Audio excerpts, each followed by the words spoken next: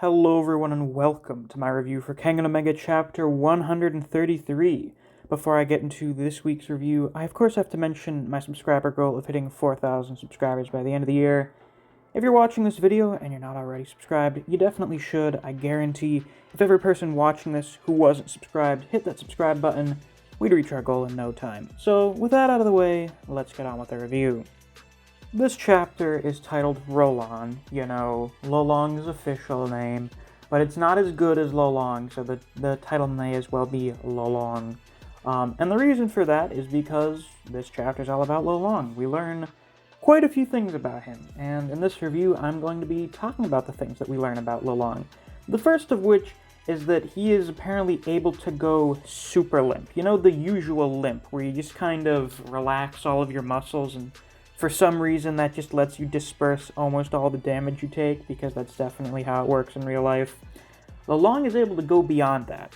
That mean-ass elbow to the back of the neck that he took last chapter is not something that you can avoid damage from just by, loosening your muscles. It's not going to happen, because, your spine is there.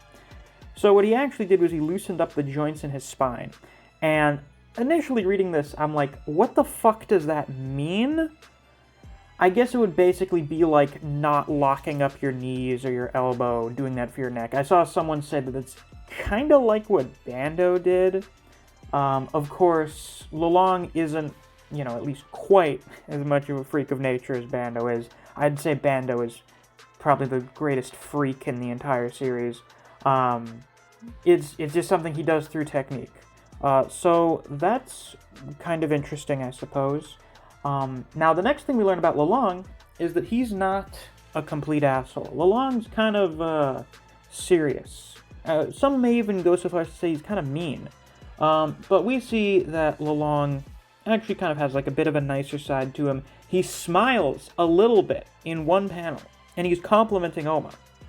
He is complimenting Oma for being this strong and being able to get him all riled up in a fight. And he remarks that Oma uses the esteemed Nico style. Now, this doesn't necessarily mean that Lolong has an actual connection to the Nico style. I hope that he doesn't. But we have seen characters in the past who just know what it is, like Hatsumi or Himuro.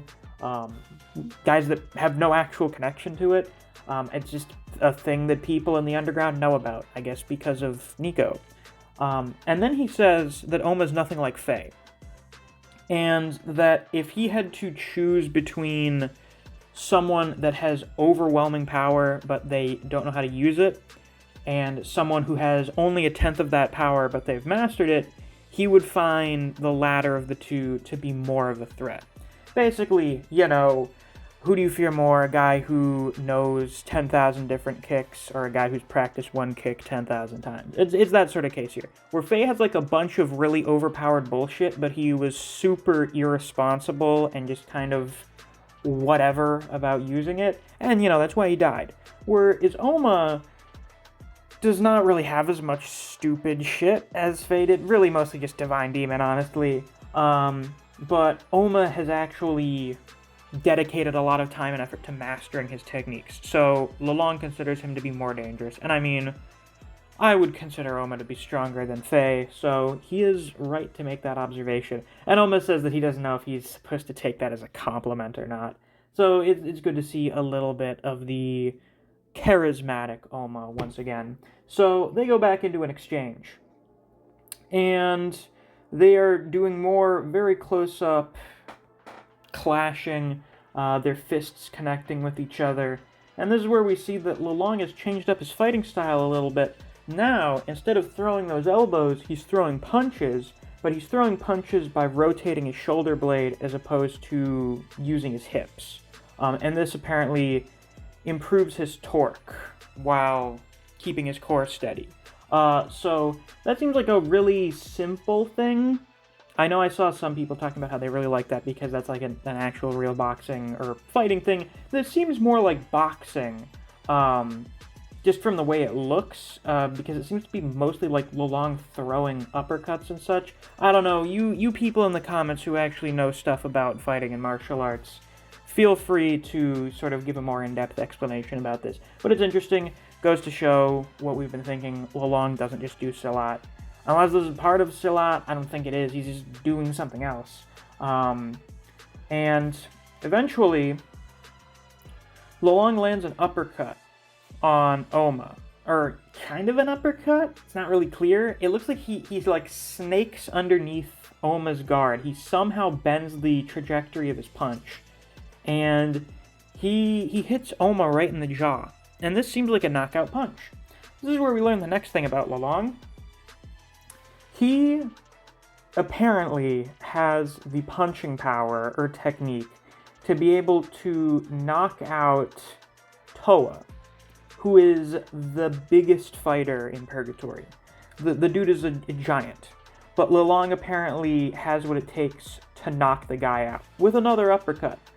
It looks like he punched Toa in like either the side or in the chest. It's really not that clear from the angle that we get. I mean, it looks like he could have maybe landed like a liver shot or something on him, and that would make sense as like a knockout blow.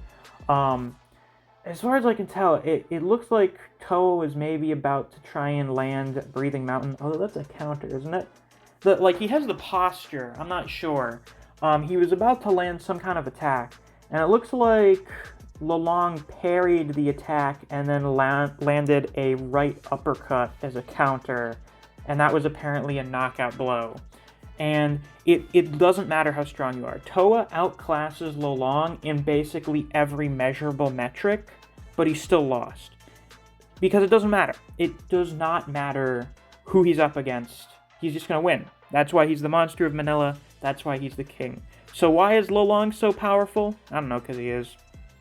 Hopefully we'll get more of an explanation at some point. I mean, like with Agito, it's evolution. With Oma, it's the fact that he's kind of maybe a little bit of a fighting genius, and he was raised by Nico, and the Nico style is busted. And with Kuroki, it's because he's dedicated entire decades of his life to practicing the Kaiwan style. So why is Lolong this powerful? Is it because he just is? I'd like a little bit more of an explanation than that. Now the last thing we learn about in this chapter is that Lolong realized he became too strong a while ago, back when he was seemingly still a teenager in the military, and he killed a bunch of people down to the last man. Now these group of people are referred to as them, in quotes. So it's clear that they are somewhat relevant in some way. I've seen some people think, for some fucking reason, because this isn't a forest, that this was the Nikos, that Lolong is the one who went and killed all the Nikos. Nah, these dudes are wearing some kind of military getup. So either he was fighting some kind of enemy combatants, or, and I have seen this theory, he was fighting worm infiltrators within the Philippine army. And this may explain why Lolong is already aware of who the worm are, if Idemitsu didn't tell him. And he has some kind of, maybe not consistent, like over the long period of time, but like he's been aware of them for a while. He's had past encounters with them. So that should be interesting. But this is very clearly leading into Lolong's backstory, so safe to assume next chapter is going to be mostly dedicated to us learning about Lolong's background, which I'm very excited about. I mean, we've all wanted to know more about Lolong pretty much ever since we found out he was the king. So now we're finally going to be getting information on his backstory, how he ended up becoming the king of Purgatory, hopefully. This is a chapter, when I think about that, what's going to be in chapter 134, is a chapter that I and a lot of other people have been waiting for a really long time. So I'm quite excited to see what we get in next week's chapter. But yeah, overall, pretty good chapter. The fight's been pretty alright so far, though it's very clear that the fight, it feels, you can tell that it's not really getting into the super serious stage yet. I think once Oma gets up, because Oma's not down for the count, let's be real here, the fight's not over. Oma's gonna get up after this, and he's gonna start pulling out the Nico style, maybe he'll use the advance. Now we're gonna get serious. This is like the part of Faye versus Waka when Faye had not revealed he was the Tiger's vessel yet. Except, in this case, it's 4 chapters. This is probably going to be the longest fight in Omega. It may end up being the longest fight in the series. As long as it's good, as long as it keeps getting better from here, I have no issue with that whatsoever. But it's been pretty decent so far. I really want us to start getting a little crazier with things. We need to pick up the pace a little bit. And then I think we'll be able to get a better feel for what the fight is going to be like on the whole. Well, that's all I have to say for this week's chapter. What did you guys think? Be sure to let me know down in the comments. Be also sure to leave a like and subscribe if you haven't already. If you enjoyed this video, you'll probably enjoy my other Kengan videos. I do Kengan Omega chapter reactions and reviews every week. If you enjoy discussing Kengan Omega with other people, or you just enjoy the content I produce on this channel, I highly suggest you check out my Discord server. I have a link to that down in the description. And since it's the end of the video, it's time to give a shout out to my wonderful patrons.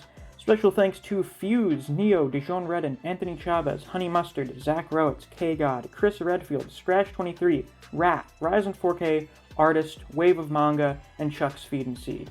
Thank you all very much for supporting me on Patreon. I greatly appreciate it. And if you too want to get a shout out at some point during videos, or access to reviews for Solo Leveling and the Boxer, you can always become a patron as well. There's a link to my Patreon down in the description. Thanks for watching. I'll see you guys around. Take care.